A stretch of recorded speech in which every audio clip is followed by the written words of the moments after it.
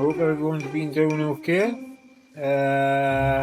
Brett May is back, folks, talking about his fantasy fight league. Total imagination, completely fake, never going to happen. He's making fight cards like he's Dana White, but nobody's fighting. It's all in his head. Sad, but also kind of amazing. Nobody creates nonsense like Brett, believe me. Yes! Good to be back. I told you I'd be back, didn't I, within 48 hours. And look at me. I'm straight back, aren't I? Straight back in your face. That's the thing about me. I'll always keep coming back and back and back and back. I'm a resilient. Well, Brett, there are many words one could use to describe you, but resilient.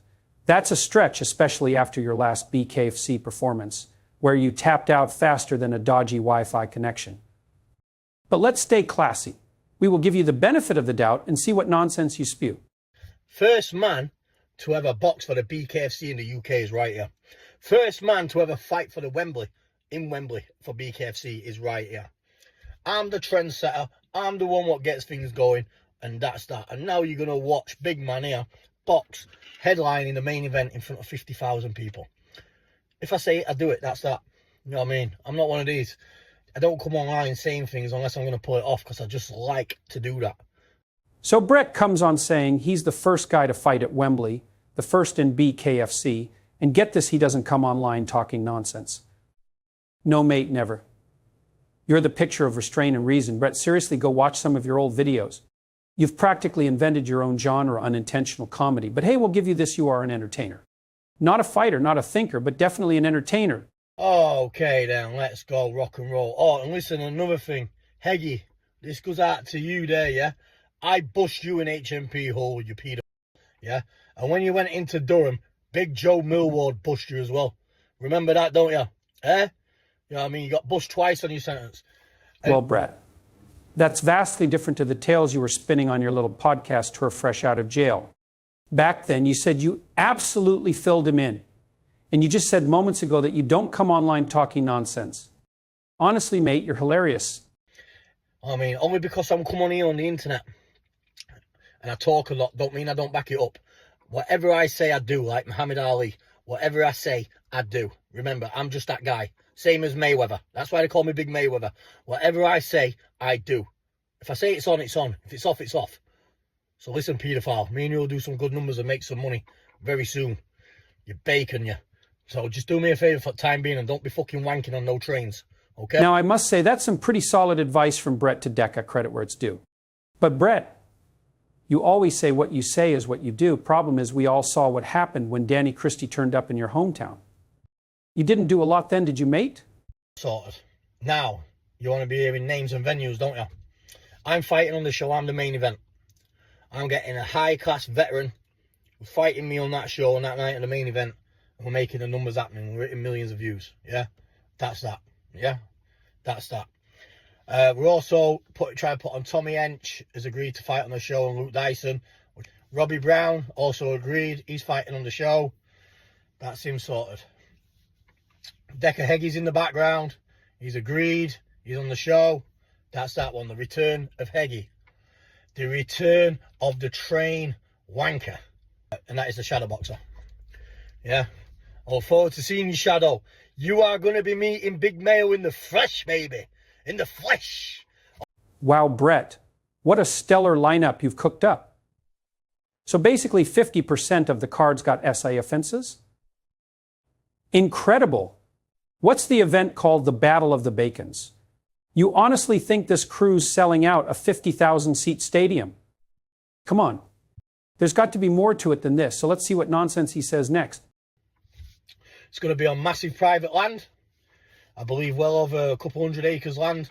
They're trying to run it as like a mini Glastonbury, mini Creamfields type. Yeah? It'll be £50 per man who comes in on the gates. Obviously, you'll have your beer tents, you'll have your pubs, you'll have your hot dog stands, like a big fair type of thing. There'll be over 30 fights on the night. Where just a few people I've mentioned. There's a lot of other good fighters who I haven't mentioned.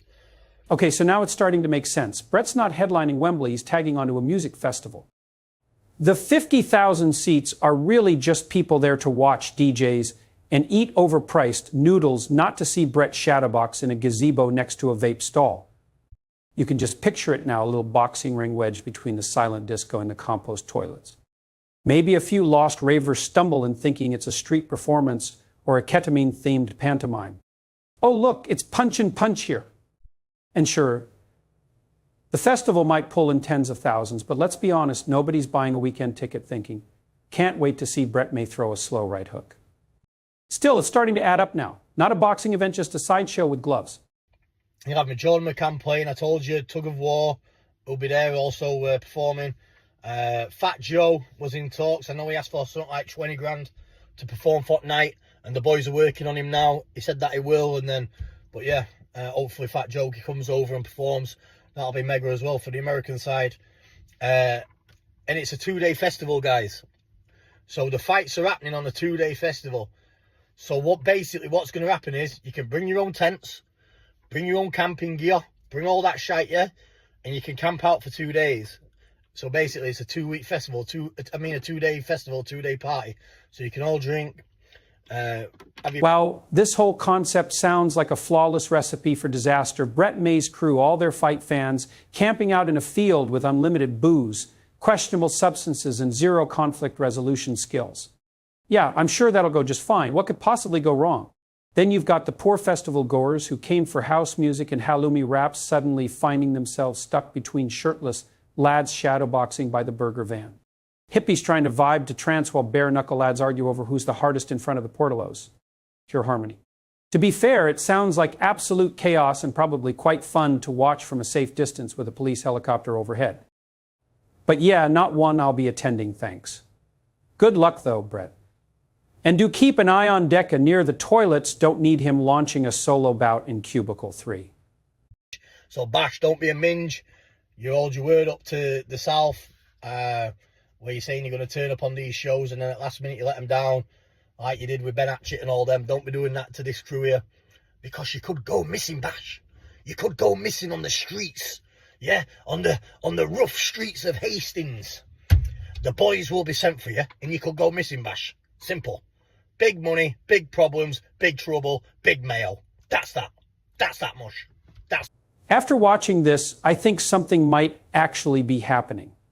Maybe not the 50,000 strong spectacle Brett's promising, more likely a few tents and a burger van, but still, if it's true, that'd be a real twist. Brett telling the truth, stranger things have happened. All jokes aside, this could actually be a decent event. If it's well organized and half of what Brett's saying is real, it might surprise us all. Just one request, Brett, get that cardio sorted. We can't go through another slow motion cuddle match like your BKFC debut.